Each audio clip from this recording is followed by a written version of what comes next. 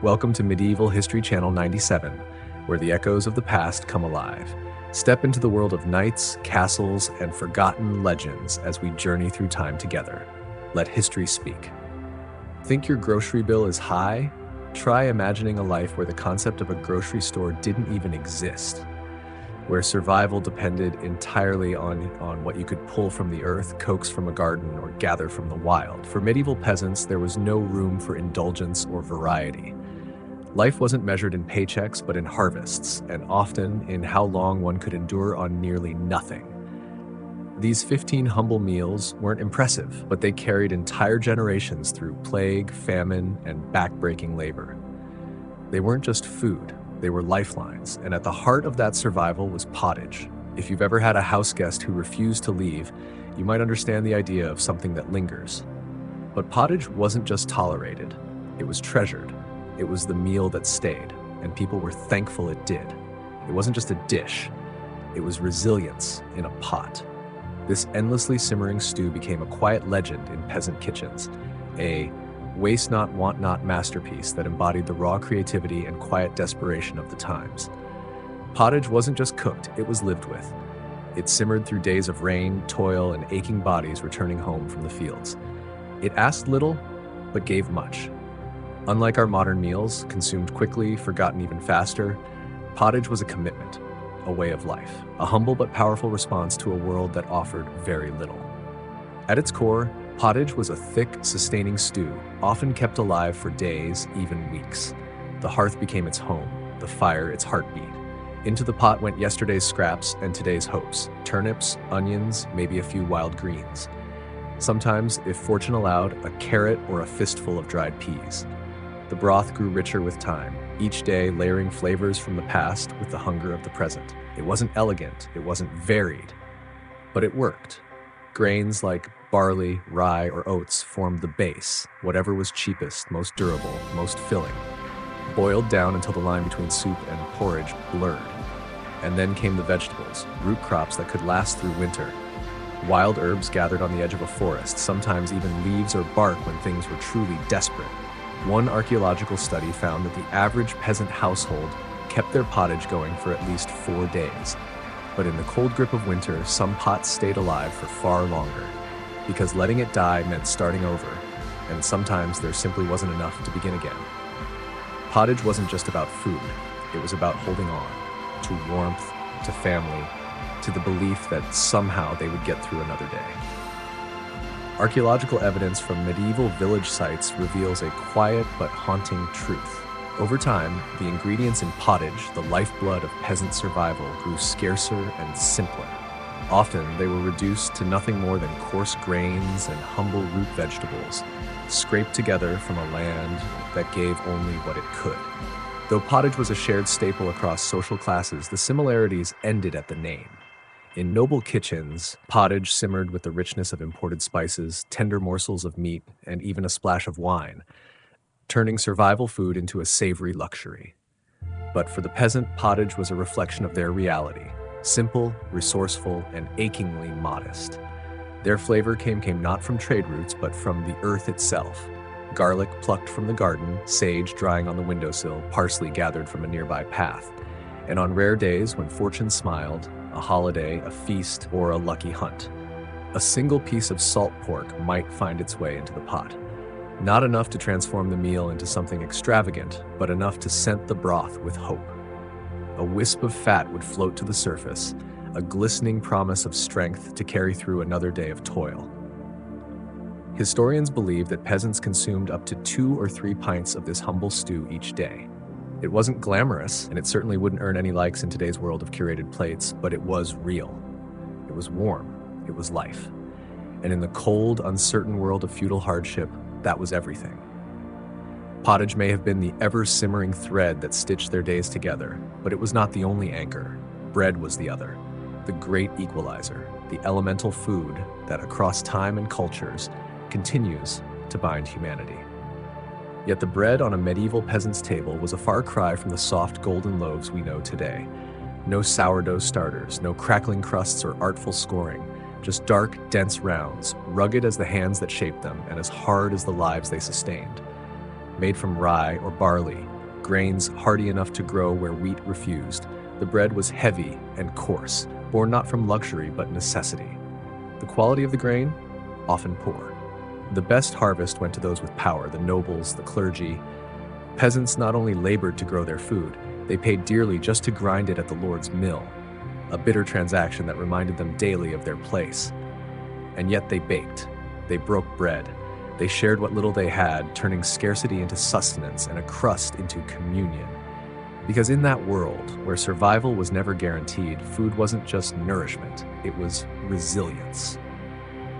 It was ritual, it was love, ladled into a bowl and torn from a loaf again and again for centuries. To stretch dwindling supplies and ease the burden of cost, many peasants turned to fillers, ground peas, beans, acorns, chestnuts, and when desperation truly sank its teeth in, even ground tree bark or straw found their way into the dough. Not for flavor, not for nourishment, but for the illusion of fullness. How much bread did the average peasant eat? The answer is both staggering and sobering. Records from medieval England reveal that a working man might consume 2 to 3 pounds of bread every single day, amounting to over 60% of his total calories. Women and children weren't far behind. This wasn't indulgence, this was survival. Grueling hours in the fields under a punishing sun demanded fuel, and bread, cheap, heavy, dependable, became the lifeline between hunger and collapse. But even the act of baking bread betrayed the sharp divides of the medieval world. In noble homes, ovens burned daily. Fresh loaves emerged golden and soft, touched by comfort and ease. For peasants, there were no private ovens, only communal village hearths that roared once a week, or makeshift flatbreads crisped on hot stones beside the family fire. By week's end, those loaves were no longer bread so much as dry, crumbling reminders of poverty. They had to be dunked in pottage or ale just to be chewed. Bread didn't nourish, it endured. Perhaps the cruelest irony was that even this essential food could betray them. Rye, the humble grain of the poor, carried a silent threat, ergot, a fungus, natural, invisible, and deadly. Entire villages could fall into madness, hallucinations, convulsions, feverish terror. They called it St. Anthony's fire, never knowing that their daily bread was laced with the seeds of suffering.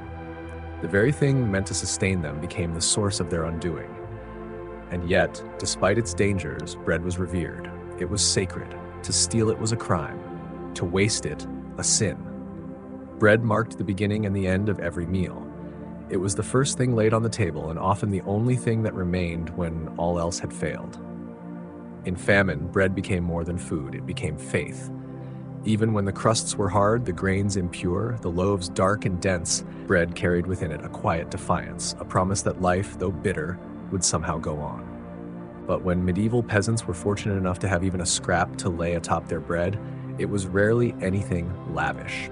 More often it was something humble, simple, quick, and born of necessity after an exhausting day spent under the open sky, bent over fields that gave little and took much.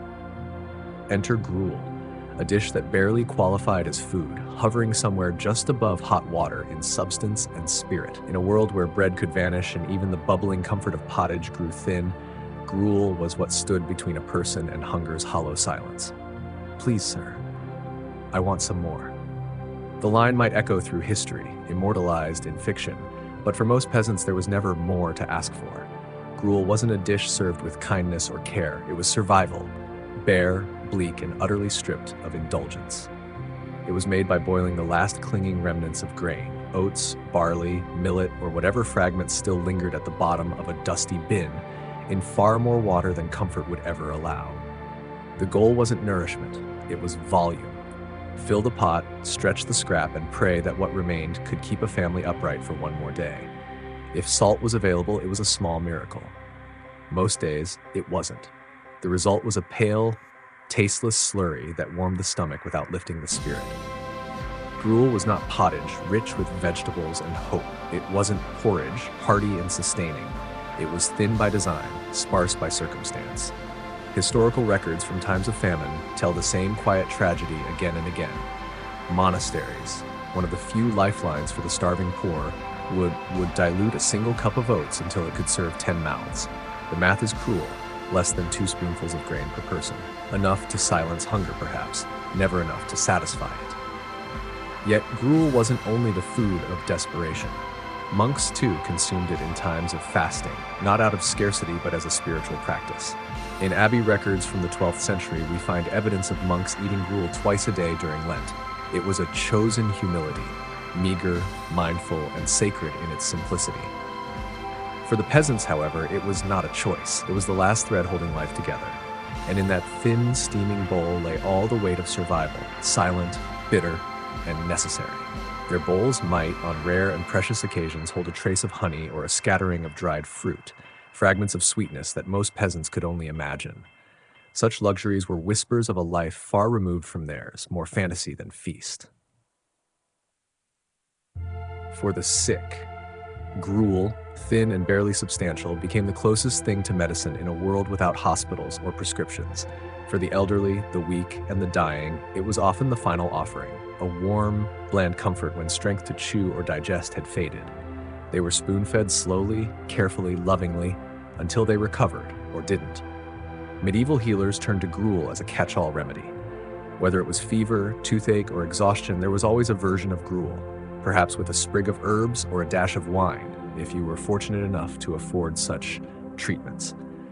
But for the average peasant, gruel meant water and grain, nothing more. Even infancy wasn't spared. Babies weaned from breast milk were often handed directly into the care of gruel, thin, tasteless, and nutritionally hollow. There was no such thing as baby food, there was just food. And too often it wasn't enough. In court records from medieval England, tiny deaths were noted, infants who faded despite being fed regularly. Gruel in those moments was not sustenance, but sorrow. And the taste? As bleak as the stories that surrounded it. Writers of the time described it as watery, sometimes slimy, an insult to the senses. One chronicler remarked that even the dogs would turn their noses away unless starvation left them no choice. That, perhaps, says more than words ever could.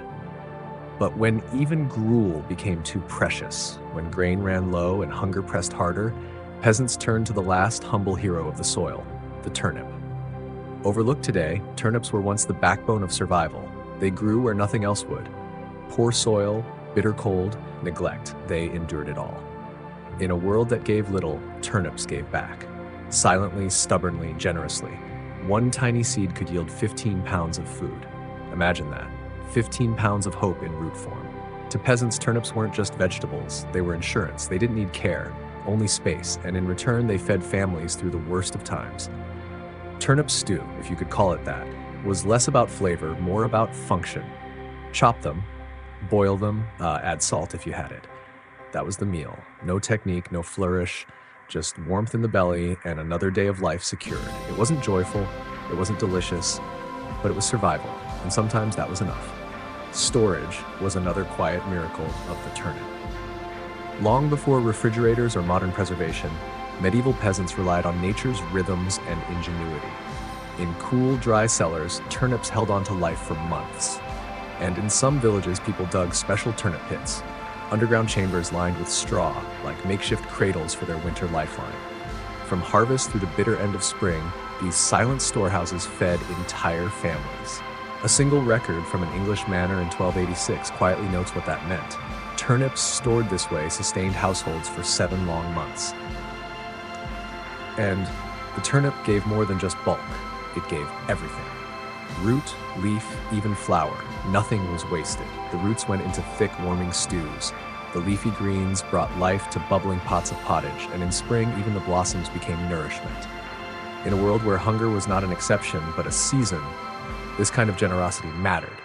Survival didn't come from plenty. It came from using every part of what little you had. Medieval records suggest a family of 4 needed about 200 pounds of turnips to endure the winter. It sounds monumental until you learn that much could come from a modest garden. It wasn't abundance, but it was enough. And in those times, enough was everything. Even medicine turned to the turnip. Folk healers squeezed out its juice for stubborn coughs and pressed warm poultices of it against inflamed skin. Monks in dimly lit scriptoria recorded that turnips could ease the weight of winter melancholy, perhaps the first whispered understanding that fresh food meant more than fuel. It meant hope. It meant light in a season of emotional darkness. But even hope has a smell. Turnips, when reheated day after day, filled cottages with a pungent scent that clung to walls and clothes alike. And taste fatigue was real. One chronicler, with dry humor, observed that the poor ate turnips until their skin took on the power of the root itself. It wasn't cruelty, it was commentary born of a hard truth. Monotony fed survival, but not joy. And yet, even within that monotony, there was a kind of quiet dreaming. When asked what feast he would prepare if blessed with sudden riches, a peasant once answered, "The same turnips, but with meat. Not caviar, not honeyed wine. Just the same humble food enriched by something rare." That answer speaks volumes. It wasn't about luxury, it was about dignity, about dreaming a little bigger within the life you already knew. Because in the end, the turnip was never just a vegetable. It was the taste of endurance, the scent of survival, the shape of longing, and the quiet triumph of making it through another winter, one pot of soup at a time. Another pair of vegetables often found their way into the simmering pots of medieval kitchens, forming a humble yet surprisingly dependable trio of flavors. And to anyone sick of turnips, they were a welcome relief, a small, fragrant rebellion against monotony. Could two vegetables really clear a peasant hut faster than the plague? Cabbage and onions certainly gave it their best shot. With their bold aromas and relentless presence, they filled every corner of the room, saturating the air, the clothes, even the wooden beams. But they were more than just pungent house guests. They were lifelines. Cabbage wasn't just food, it was sustenance with a strategy. A single head could grow massive, up to 15 pounds, feeding not just mouths but the hope of continuity. Its outer leaves could be plucked throughout the season, while the heart kept growing. A miracle of renewal in a world where little felt guaranteed. It was a plant that gave without needing much in return. That made it sacred. And when winter stripped the land of its green, the peasants turned to a form of preservation born of wisdom and necessity: souring. What we now call sauerkraut was, back then, survival. In the cold earth, cabbage pits quietly fermented the future, stored beneath the soil like edible time capsules. One pit unearthed from the 1300s revealed remnants from over 100 cabbages, an entire season's hope packed into the ground, waiting patiently to nourish through the dark months. Onions, too, were more than mere seasoning. They were survivors in their own right, stubborn, resilient, and fiercely practical. They thrived where little else could, growing in poor soil, needing almost no care, storing without fuss. They protected gardens, repelled pests, and flavored lives that often tasted too much of hardship. Their value was literal. Even tax records show them accepted as currency, a quiet testament to their worth. Together, cabbage and onions transformed scarcity into something almost rich. Boiled into broths, thrown into stews, or paired with a sliver of meat, they became a kind of alchemy, turning the ordinary into nourishment that warmed both body and soul. Of course, their effects weren't always silent. Tales from village court records mention post-meal discomforts with both humor and resignation. The bellyaches and gassy aftershocks were just part of the deal, another proof that these vegetables left their mark in more ways than one. But in a time when food was fleeting and comfort rare, even a gassy cabbage meal meant something profound. You were still alive, still fed, still here. There was once a rule in a monastery that banned cabbage on days when important guests were visiting. The reason? Let's just say the aftermath wasn't considered suitable for polite company. It's a small, almost humorous detail, but it speaks volumes. Even in sacred spaces, the body made itself known, and cabbage, humble and honest, made sure no one forgot it. Strangely, medieval doctors, especially those serving the wealthy, often distrusted vegetables.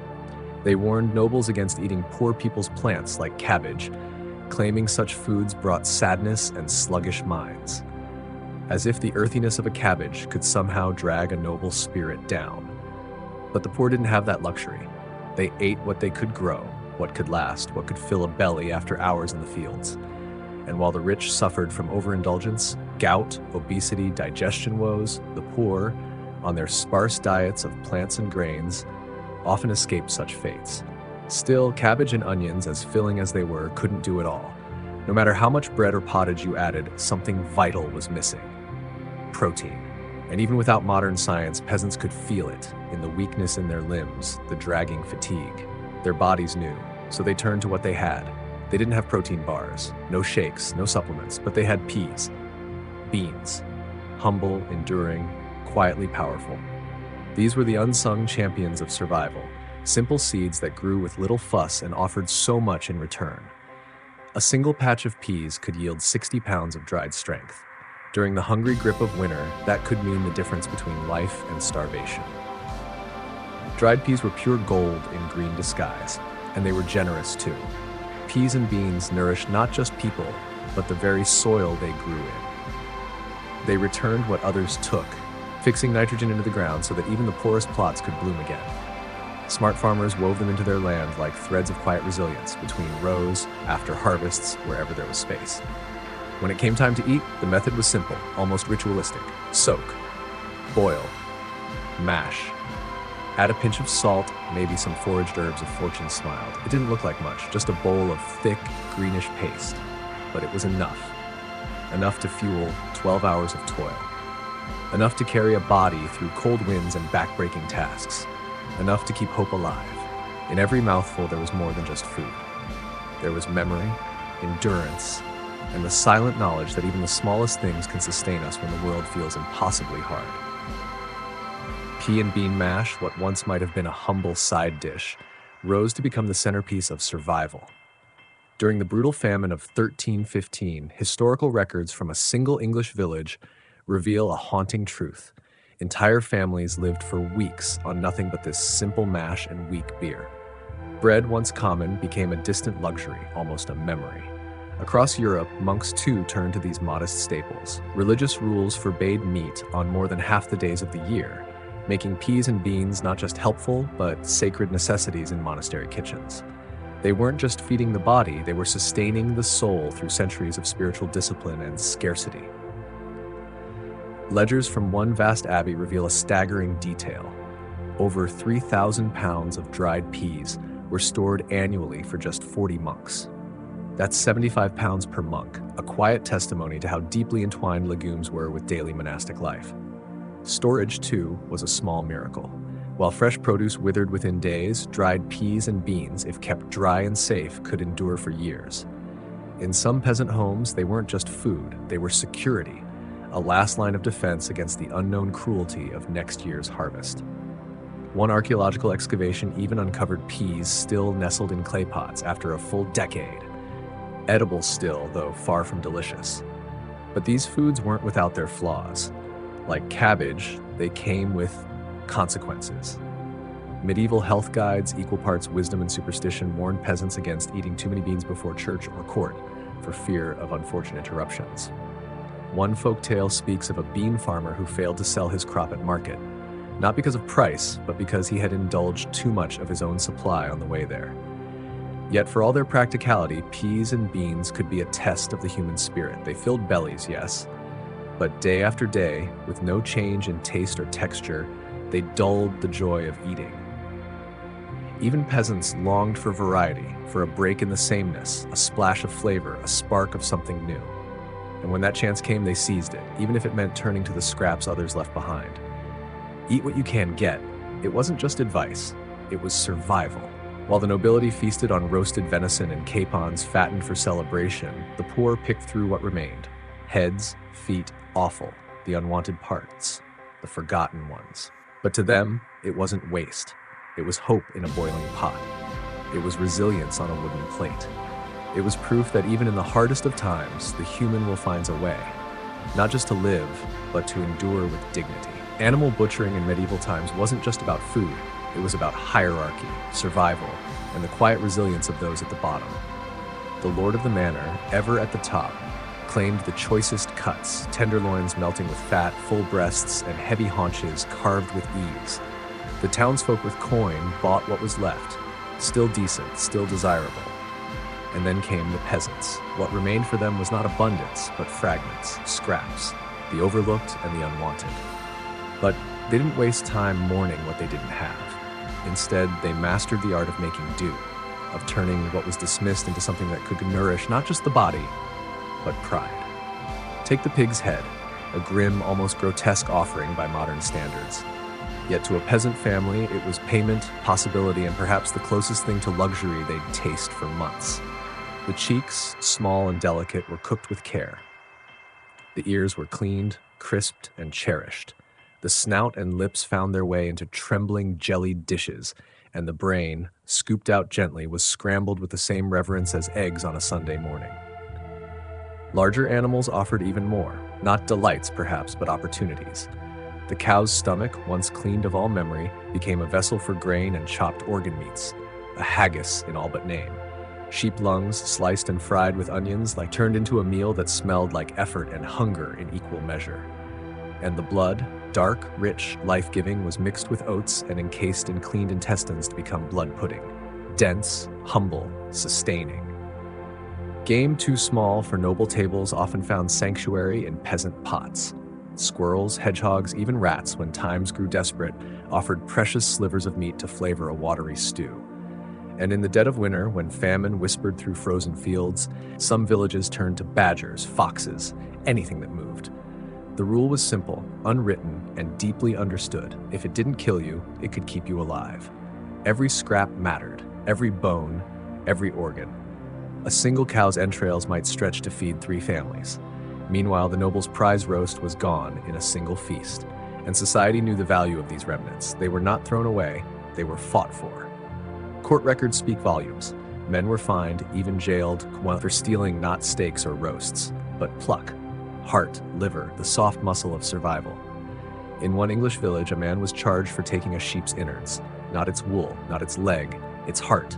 Because in the fragile world of the medieval poor, scraps weren't scraps, they were life, hard-earned, carefully cooked, and deeply valued. And lungs equaled 2 weeks' wages. Preservation techniques for offal had to be quick. Without refrigeration, organs spoiled rapidly. Smoking, salting, and immediate cooking were the only options. Many offal dishes became linked to butchering days, eaten within hours of the animal's slaughter in an almost ceremonial feast. There was something primal, almost sacred about it. The urgency, the gratitude, the way people gathered to make the most of what would vanish by sunset if left untouched. It wasn't wasteful, it was survival at its most intimate. For those living near coasts or rivers, another lifeline swam within reach. Medieval folks didn't have drive-thrus, but they had salted herring, the original grab-and-go meal. Preserved, portable, and painfully salty, it could last for weeks and demanded nothing more than a good appetite and maybe a lot of water. It was humble, but it worked. Herring became the fish of choice for medieval peasants for 3 powerful reasons. They traveled in enormous schools, were relatively easy to catch, and could be preserved with nothing more than salt. It was the kind of abundance that made the hard life feel momentarily manageable. Fishing records from the time reveal just how massive the industry was. In peak season, fleets from places like Great Yarmouth hauled in tens of millions of herring in mere weeks, enough to give every soul in medieval England 7 fish each. It wasn't just a catch, it was a miracle netted from the sea. But the process wasn't pretty. Fresh herring spoiled within a day, so time was the enemy. Boats carried barrels of coarse salt right on deck. Workers gutted the fish quickly, their hands slick with brine, and packed them into barrels under heavy layers of salt, right there beside the nets and sails. The smell? Overwhelming. So much so that entire herring processing districts were established downwind from the rest of town, ensuring the stench wouldn't follow people home. For peasants, salted herring answered more than hunger. It answered faith. Meat was forbidden on Fridays during Lent and on a litany of holy days that made up nearly half the calendar. But fish was allowed. And herring, more than any other, stepped in to fill the void left by fasting, becoming not just a food but a necessity. And perhaps most importantly, herring could travel. In tightly packed barrels, it moved from the sea to the farthest farms, reaching places fresh fish never could. It was a rare triumph over time and terrain. Trade records tell the story, herring making its way hundreds of miles inland into villages that had never seen the ocean. Into homes where it brought not just protein, but the promise of one more day with a full belly. Third, no cooking was needed. While fresh herring required time and fire, its heavily salted counterpart was ready the moment you were. In a world where every hour of daylight was spent toiling in fields or workshops, salted herring became the medieval peasant's grab-and-go meal. Quick, efficient, and filling. A piece of fish, a hunk of bread, and back to work. The most affordable option was white herring, simply gutted and salted. It was rough, briny, and unrefined. But for those with a few extra coins, red herring was a worthy upgrade. Salted, then smoked for days until it turned a deep reddish brown. It lasted longer, tasted stronger, and left its mark on the tongue and in the air. How much herring did medieval Europe consume? The numbers are staggering. On the Baltic island of Scania, peak season saw over 300 million herring processed annually. A single monastery in York purchased 15,000 herring a year to feed just 30 monks. That's 500 fish per monk, more than one herring every day in, day out. Naturally, the monotony wore thin, so cooks got creative.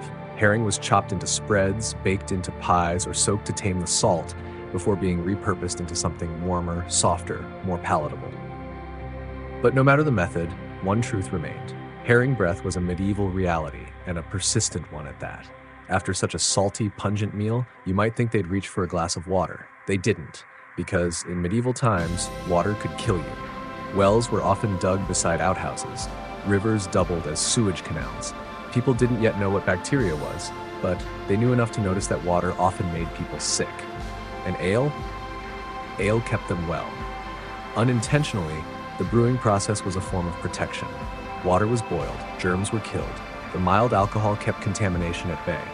No one could explain the microbiology, but everyone understood the pattern. Drink water, get sick. Drink ale, stay healthy.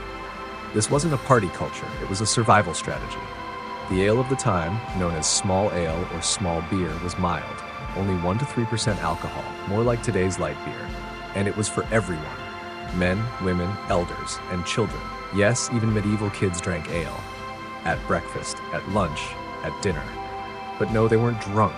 They weren't reckless. They were just doing what everyone did, staying alive in a world where even the water could betray you. Ale wasn't just a drink. It was medicine. It was memory. It was the warmth in your chest when the world outside offered so little comfort. How much ale did the average person drink? More than you might believe. Medieval records reveal a startling truth. Many adult workers received a daily allowance of a full gallon, 8 pints. And during the brutal days of harvest, when sweat clung to your breath and backs bent from dawn till dusk, that ration could rise to 1.5 gallons. No wonder medieval laborers took so many breaks. With that much liquid moving through them, they had little choice. Brewing wasn't a profession in most homes. It was a rhythm of life, and more often than not, it was women who kept it going. Brewing was done in the heart of the household, in between the mending, the tending, and the raising of children. The process was straightforward. Water was heated, malted grain was added, the mix was strained, herbs were tossed in for flavor, and then it was left to ferment. Once or twice a week, this ritual repeated itself. Wooden tubs filled with the scent of grain and smoke, jugs and barrels quietly waiting to be useful again. There was no refrigeration. Ale spoiled fast, usually within a week. This made it hyper-local, brewed and consumed in the same village, often in the same home. But it also meant that ale wasn't a luxury. It was a responsibility, a routine, a necessity. Brewing was as regular as baking bread and just as sacred. And bread and ale were more than staples. They were soulmates, both born of grain, both carried by yeast, both fermented into something that could sustain life when the harvests failed. On brewing days, the two were often made side by side. Ale leftovers enriched bread dough. Bits of bread helped start the next ale batch. Nothing was wasted because nothing could be. Ale wasn't just food, it was currency. It paid for labor, it sealed agreements. Village records speak of wall builders earning 3 pence and 2 gallons of ale. Bell ringers didn't get coins, they got drink. One town's rat catcher was paid with a weekly jug, perhaps to soften the memories of a job no one envied. And when the rare moment of celebration arrived, when songs replaced silence and laughter echoed down the lanes, stronger brews were shared. Cider. Mead. Not luxuries, but small golden mercies. Sweetness in a world that rarely offered it. The peasants' cups weren't filled with indulgence, they were filled with resilience, with the grit of survival, with the taste of lives lived close to the earth, day by day, sip by sip. Cider became more than just a drink, it was a quiet revolution in a cup, especially in regions where apple trees thrived. For peasant farmers, those gnarled trees represented something rare, a reliable gift from the land that didn't demand too much in return. Once planted, apple trees could bear fruit for generations with only the gentlest human care. They even flourished on the steep, stubborn hillsides where no wheat or barley dared grow, turning useless land into something nourishing. In corners of England, France, and Spain, the presence of apple trees wasn't just common, it was essential. Most peasant households had rights to gather fruit from at least a few. The tools for making cider were simple, often homemade, passed down like family secrets. Apples were crushed in wooden presses, their juices gathered and left to ferment, not with modern additives, but through the invisible magic of wild yeasts clinging to the fruit's skin. There was no rush. Time did the work. Over a few quiet weeks, the juice transformed itself into something both sustaining and soothing, a mildly alcoholic cider that could outlast the apples themselves by months. The stronger versions, around 4 to 8% alcohol, weren't meant for everyday labor. They were for moments that mattered: weddings, harvest festivals, and those rare evenings when people laughed a little louder and danced a little longer. The weaker ciders, however, flowed freely, gentle enough to drink with lunch, strong enough to take the edge off a hard life without dulling the hands that had to keep working. And then there was mead, honey's golden echo. Older than written history, mead was Europe's original taste of sweetness turned into spirit. But honey was precious, rare, expensive. For most peasants, mead wasn't a daily comfort. It was a fleeting joy reserved for Christmas, Easter, or a wedding day toast. Still, a few resourceful families kept their own beehives. From these buzzing miracles came enough honey, not just to sweeten food, but to brew small batches of mead, perhaps a few gallons a year. A single hive could offer 15 to 20 pounds of honey annually. It was a quiet abundance, enough to make something special without needing to take too much. But cider and mead weren't just about joy or tradition, they were about survival. In a world without refrigeration, turning sugar into alcohol was an act of preservation. It was strategy. A cup of cider or mead offered more than taste. It offered energy, warmth, and a buffer against days when bread was thin and the future uncertain.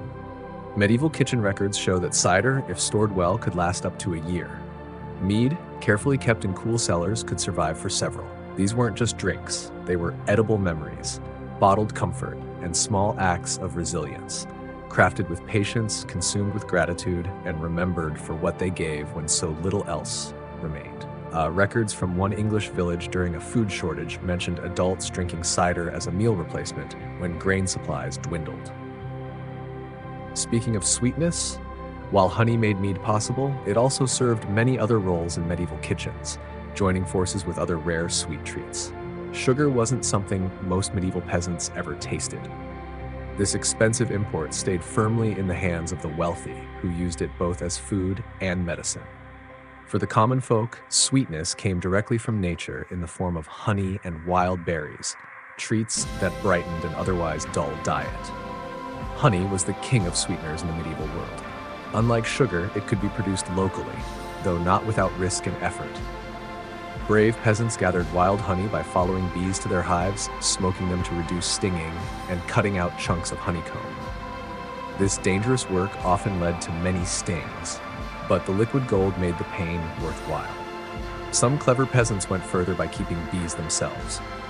Old farming guides describe simple beehives made from hollow logs, straw skeps, or clay pots placed in sunny spots near flowering plants.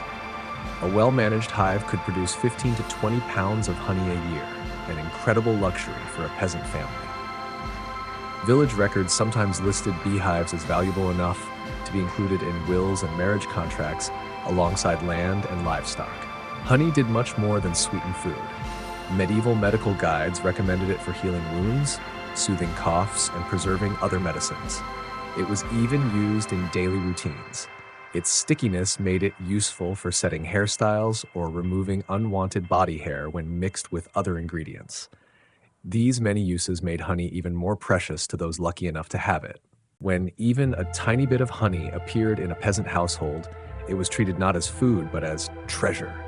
A single drop in the morning porridge, the faintest brush across rough bread, or a spoonful stirred into a makeshift remedy for a sick loved one, it was never wasted. Honey wasn't common, it was sacred, and its presence could shift the tone of a whole day, even a whole season. Court records from one English village tell of a woman who stole a honey pot and was punished almost as harshly as if she had stolen a cow. That detail alone reveals just how deeply honey was valued. It was sweetness in a world defined by scarcity. Gold in edible form. Berries, by contrast, were more fleeting, more forgiving, but no less magical. They arrived with the wildness of summer and asked only to be found. Strawberries, blackberries, blueberries, and raspberries flourished along field edges and forest paths, free but ephemeral. With no sugar for preservation, these fruits could not be saved. You either tasted them now or not at all. So entire communities would gather for berry picking, especially children, sent into the woods with laughter and baskets, chasing a joy that couldn't be stored. In those rare moments, sweetness became a shared event, something communal, something close to celebration. Feast records from noble houses show how elevated these foods were. When a lord wanted to impress his guests, he would serve honey-glazed berries as a final dish.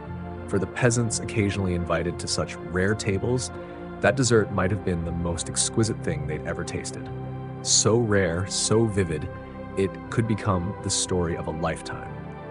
An old joke captured that longing. When asked what he'd do if made king for a day, a peasant replied, "I would eat berries with honey until my belly ached." It wasn't just a punchline, it was a dream, a simple, shining dream, reflecting how far luxury was from everyday life.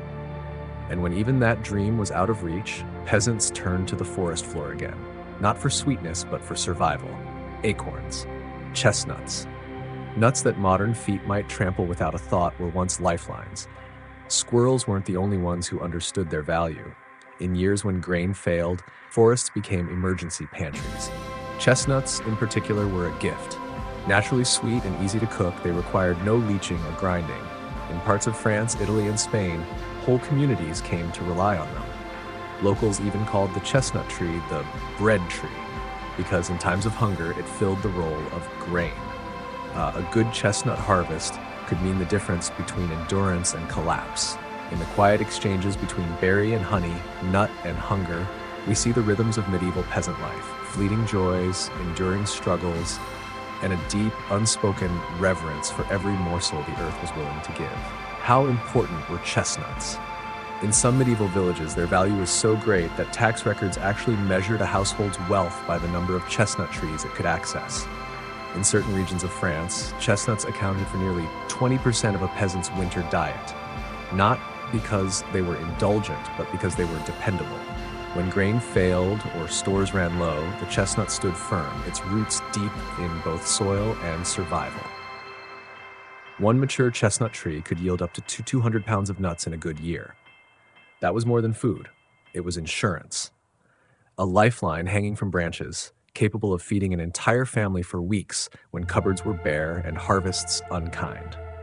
Peasants prepared chestnuts in ways that blended simplicity with necessity. Roasting was the easiest. Toss them into hot ashes and wait for the shells to split.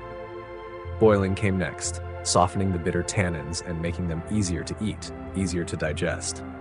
But it was the chestnut's long game that mattered most, drying and grinding them into flour. Mixed with grain flour, this humble powder became bread, perhaps not the lightest or most beautiful, but enough to keep hunger quiet. Acorns, though more stubborn, were no less important. Their bitterness hid their value, locked behind tannins that made them inedible unless treated with patience. Peasants developed careful methods, crushing, soaking, repeating, days of labor, gallons of water, all to transform a bitter nut into a meal that could stretch flour, fill bellies, and offer one more day of strength. These were not just foods, they were strategies, shields against famine. And during the great famines, like the one from 1315 to 1317, they became precious enough to fight over. Court records from that dark time speak of people driven to desperation, clashing over nut-gathering rights. The forest, usually silent and generous, became a battleground for survival. Even outside of famine, smart peasants gathered and stored nuts with quiet foresight. Properly dried, chestnuts and acorns could last for years, tucked away like edible time bombs, waiting to diffuse the hunger that might come next season or the one after that. Some medieval farming manuals even advised storing chestnuts in sand to keep them fresh and mold-free, a delicate ritual for something so rough and humble. But the forest's gifts didn't end with nuts. For those who looked closely, listened deeply, and learned from the land, it gave much more. So much, in fact, that medieval villages often had strict rules about who could gather what and when. These weren't just trees and shrubs, they were lifelines. Boundaries marked not just property, but survival, and when hunger sharpened and pantries emptied, peasants turned back to the wild, again and again. The fields and forests followed their own rhythm, and the people learned to move with them. Spring whispered of dandelions and nettles, tender greens rising like quiet promises. The wild had its own calendar, and it fed those willing to follow it. And then came sorrel, bright and tart, pushing through the earth just as food stores dwindled to their lowest. It was a small miracle, arriving when people needed it most. But perhaps none of the spring greens were as prized as nettles. Despite their sting, they were a gift. Packed with vitamins and minerals, nettles offered something rare after a long winter of dried grains and salted scraps: vitality. Peasants learned to handle them with care, using thick gloves or practiced fingers, then boiled away the sting to unlock their goodness. With summer came abundance, if you knew where to look. Forests and fields unfurled a secret menu of edible wonders: mushrooms, wild herbs, leafy greens. But it wasn't without danger. The line between nourishment and poison was thin. One village record tells of a family that perished after eating the wrong mushrooms during a time of hunger. It's a sobering reminder: when survival depends on the forest, knowledge becomes more than power, it becomes protection. Safer treasures came in the form of wild garlic, chickweed, and lamb's quarters. These greens, tossed into pottage, could stretch the family pot for another day. Wild onions and their relatives flourished in meadows and along forest paths. During the famine years of 1310 to 1322, entire communities lived thanks to wild leeks and ramps pulled from the earth with grateful hands. Their bold, pungent flavor gave life to otherwise bland meals, and a sense of satisfaction when everything else felt scarce. Autumn arrived with its own quiet generosity. Nuts fell like small blessings, and the hedgerows offered up rose hips, hawthorn berries, and crab apples, fruits too tart to be feasts, but rich in vitamin C and valued for their preservative powers. These weren't desserts, they were medicine, winter defenses, hope in the form of fruit. Sometimes the sharp bite of a rose hip was all that stood between a peasant child and illness. Medieval cookbooks made note of these wild gifts, suggesting how to blend them into stews or syrups into something more bearable. And behind these discoveries were the women, the quiet gatherers whose deep-rooted knowledge kept villages alive. Manor court records speak of them not just as workers, but as healers and guides. Women who knew the paths, the seasons, the signs. Those who could lead others to food when none could be found in the fields. Their skill was so vital, they were sometimes paid to teach, to guide, to pass on the knowledge that might one day save another family. How important were these wild foods? In ordinary years, they made up maybe 5 to 10% of a peasant's diet.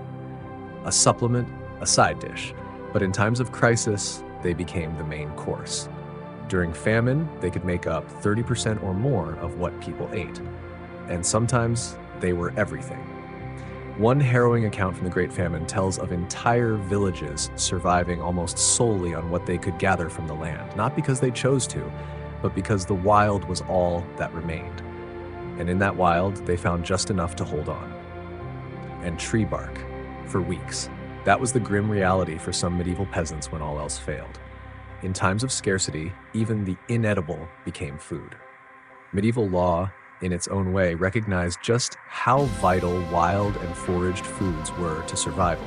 Many forests and woodlands had specific gleaning rights, allowing peasants to gather nuts, roots, berries, even fallen wood on lands they didn't own. And when those rights were threatened or revoked, legal disputes erupted, surfacing again and again in court records. These weren't just arguments over property, they were battles over life itself. But nature's generosity wasn't always enough. When even wild plants ran dry, people turned to desperate measures, choices made not from culinary curiosity, but from the raw instinct to stay alive. Bread, that ancient symbol of comfort and civilization, took on strange, unsettling forms. Ash cakes became the final fallback, a kind of crude bread born from hunger and necessity. They required almost nothing. No oven, no tools, no time. just a bit of ground meal, some water, and a fire. The recipe was brutal in its simplicity. Make a thick paste, flatten it, and bury it in the hot ashes. Not much more than a prayer and a flame. They were not daily fare. In better times, ash cakes had no place at the medieval table. But when famine tightened its grip, and it often did, these ashen patties became the thin, gritty line between survival and starvation. What made them powerful was not their taste or texture, but their adaptability. When wheat and rye ran out, people ground whatever they could find: barley, oats, millet, pea flour. And when even grain disappeared, they reached for the unthinkable: acorns, bark, roots, hay. There are even recorded cases from the Great Famine of 1315 to 1317 where starving families swept the dust from granary floors, scraps, dirt, anything resembling food, and baked it into ash cakes. This method wasn't new. Flatbreads cooked on hot stones had long been a staple for those without ovens. Ash cakes were simply a darker version of an ancient technique, made without the stone, without the patience, and often without hope. Medieval texts give practical tips. Brush the worst of the ashes off before eating. Still, chipped teeth and gritty bites were an expected hazard. But none of that mattered when the hunger was louder than the crunch. Oddly enough, ash cakes had one advantage: speed. Unlike traditional loaves, they needed no rising, no kneading, no watchful waiting. They could be made in minutes, a mercy in times when time and energy were both luxuries. And that mattered. Work didn't stop for famine. In the fields during long, brutal hours, ash cakes became makeshift meals. Quick to cook, easy to carry, they were often the only thing standing between a laborer and collapse. Folk songs from the era mention them, not as delicacies, but as quiet companions to toil and survival. In a world where hunger was always near, even ash became bread. And bread, no matter how bitter, meant hope. The taste? About what you'd expect from bread baked in ashes, smoky, often bitter, and frequently mixed with actual ash. These cakes weren't winning any medieval baking contests. One old joke claimed that ash cakes are the only food that tastes better if you drop them in the mud first, the mud presumably covering the ashy flavor. Despite their unpleasant taste, ash cakes provided the calories needed to survive. During the worst recorded medieval famine, an estimated 15% of Europe's population died of starvation or related illness. Those who survived often did so by eating foods like ash cakes that would normally be considered inedible. A 16th century farming manual includes a grim but practical piece of advice. When grain fails and bread cannot be made in the usual way, the wise peasant remembers the ways of cooking in ash, for it has saved our people since time beyond memory. In the harshest times, even ash cakes might not be possible if ingredients ran too low. That's when medieval peasants turned to true improvisation. The best medieval dish wasn't actually a dish at all. It was simply whatever bits and pieces happened to be around, thrown together in a pot, and called dinner. Medieval peasants were masters of kitchen improv. Centuries before it became trendy to clean out your fridge and make a meal from the random leftovers. This whatever we have approach wasn't just common, it was daily life for most families. Old records from manor kitchens show carefully planned meals with specific ingredients, but peasant cooking rarely followed recipes. Instead, it followed a simple rule: use what's available, waste nothing, and make it filling enough to work another day. What might a typical whatever we have meal look like? In spring, it could be a handful of wild greens tossed with the last winter turnips and a few dried peas. Summer might bring a mix of garden vegetables with a tiny bit of bacon fat for flavor. Fall could mean mushrooms and nuts added to cabbage. Winter often meant scraping by with whatever preserved foods remained in storage. The cooking method was equally flexible. Got a fire going all day? Throw everything in a pot and make soup. Need to work in the fields until dark? Leave the ingredients simmering all day in a covered pot buried in hot ashes. No time to cook at all? Cold leftovers mixed with a chunk of bread would do. There was no luxury of time, no room for preference, only practicality. Every meal was shaped by the rhythm of labor and the demands of the day. This flexible eating style wasn't a trend, it was a necessity. Unlike modern life, where meals are scheduled, plated, and shared on social media, medieval peasants often ate just once or twice a day, and always it was about function, fuel for survival. Farming records from the time reveal how work shaped the way they ate. During harvest season, a long day in the fields left room for little more than a quick bite in the morning and one larger, hearty meal after the sun went down. Cooking once with whatever ingredients were at hand wasn't a preference. It was the only viable option. Thus was born the whatever we have meal. Surprisingly, this blend of scraps and spontaneity sometimes led to something extraordinary. Out of humble beginnings came dishes that would one day be recognized as regional specialties. Italian, ribollita. It began as leftover bread and vegetables, reheated again and again until flavors deepened. French ratatouille, just a garden's odds and ends tossed into a pot on a summer's day. All across Europe, stews, casseroles, and one-pot wonders were born, not from recipe books, but from the quiet brilliance of making do. Even tax records tell the tale. Payments were often made in food, odd, patchwork bundles like 3 turnips, half a cabbage, and a handful of dried peas. These were not calculated culinary choices, but a reflection of what remained in the larder, what could be spared, and what might get them through one more week. But there was joy too, especially on feast days. When the calendar gave them cause to celebrate, even the whatever we have pot got a little brighter. A pinch of salt saved for months, a clove of spice traded from a wandering merchant, the first green shoot of spring.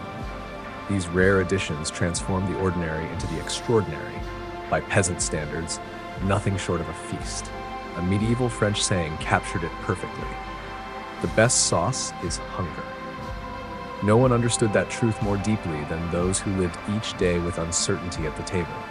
They didn't cook to impress, they cooked to endure. But in doing so, they created a style of eating that was raw, real, and rooted in the earth. What we might now call the original farm-to-table cuisine. Born not from excess, but from resilience. Not from recipes, but from the unyielding will to nourish despite it all. And there you have it. A glimpse into the everyday meals that sustained medieval peasants through hardship, hunger, and history itself. From simmering pottage to dense barley bread, from salted herring to small ale, these weren't just foods, they were lifelines, forged in fire, flavored by survival, and passed down through centuries of resilience. What did you think? Did anything surprise you? We'd love to hear your thoughts.